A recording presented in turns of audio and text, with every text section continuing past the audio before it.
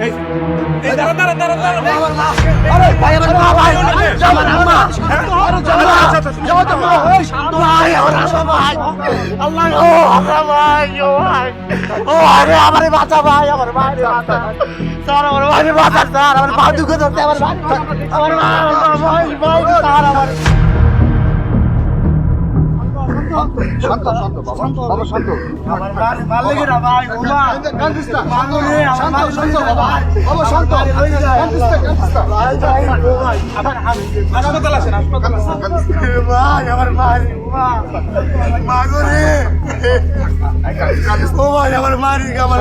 শত্রুতা আছে ভাই? আমার ভাই ভালো মানুষ ভাই।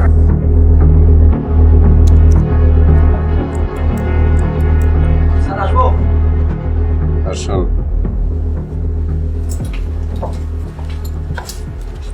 স্যার বলেন কি অবস্থা আপনাদের? স্যার যে লাশটা আমরা পেলাম সেই লাশের সম্পর্কে অনেক ধরনের কথা শোনা যাচ্ছে। কি কথা শোনা যাচ্ছে? স্যার সে নাকি অনেক লোকের থেকে টাকা পয়সা ধার দেনা করেছে, কিন্তু পরে সে টাকা ফেরত দেয়নি স্যার। টাকা পয়সা ধার দেনা করেছে, টাকা পয়সা ফেরত দেয় নাই, তারপরে তাদেরকে মেরে ফেলতে পারে না। মেরে ফেলবে কি? মেরে ফেললে তো বাবার টাকা সে ফেরত পাবে না। এই পয়েন্টটা তো ঠিক না। সেটাই স্যার। স্যার ওর স্বামী কিন্তু রেপ মামলায় জেলে আছে। জেলে আছে? রেপ মামলা জেলে আছে, তার মানে স্যার রেপ মামলা যে করেছে সেই তো কোনটা করতে পারে স্যার। দ্যাটস রাইট, এটাও হতে পারে। That's the point. এটা কাজ করতে পারেন।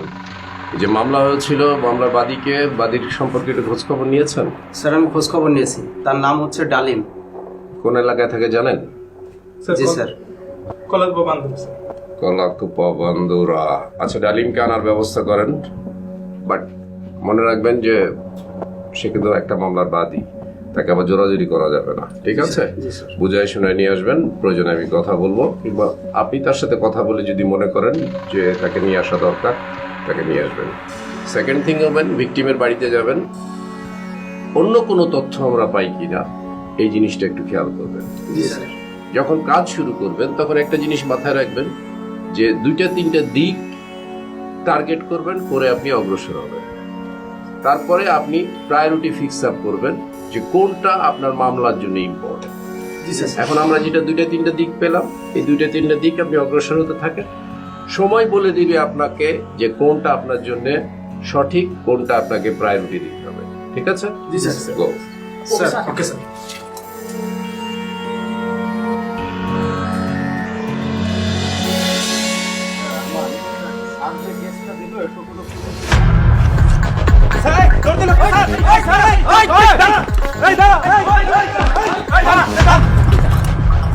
পালাচ্ছিস কোথায়? আরে পালাইতেছি কই? আমি তো আমাদের থেকে দৌড় দিলি কেন? আরে তো ওয়াকিং করতেছিলাম। তুই তো ডালিম। ডালিম না? আমি ডালিম তো কি?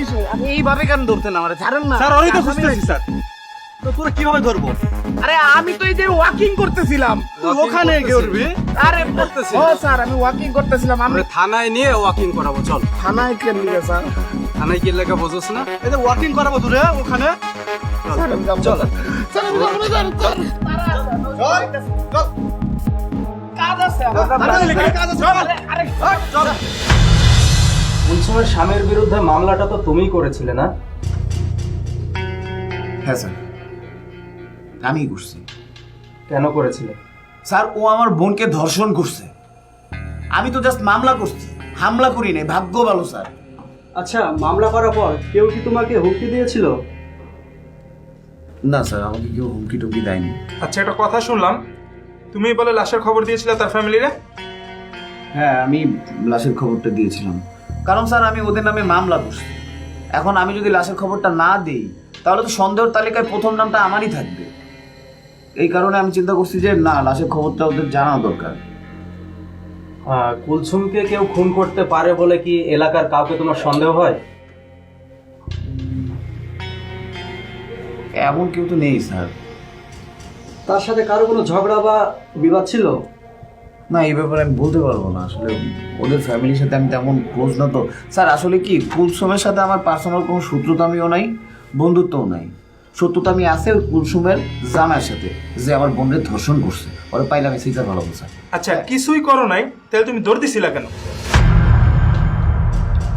হয়েছে কি স্যার, ওই যে আমি এক বন্ধুর বাসায় যাইতেছিলাম, হ্যাঁ, তো হুট করে যখন দেখলাম যে বাসার সামনে এরকম পুলিশের গাড়ি দাঁড়ায় আছে, তা আমি মনে করছি আবার আমার নামে কেউ মামলা টামলা দিল নাকি, এর জন্য স্যার ধরতেছি। আচ্ছা ঠিক আছে, আরমান সাহেব, সাজ্জাদ সাহেব, স্যার চলুন আমরা স্যারের সাথে একটু এই বিষয় নিয়ে আলোচনা করি, তারপরে ওর ব্যবস্থা করতেছি কি করা যায়। ব্যবস্থা করতেছি, আমি তো বললাম স্যার আমি কিছু করি নাই। থাকেন মানে কি স্যার? স্যার আমাকে ছাইরা দেন, আমি তো কিছু করি নাই।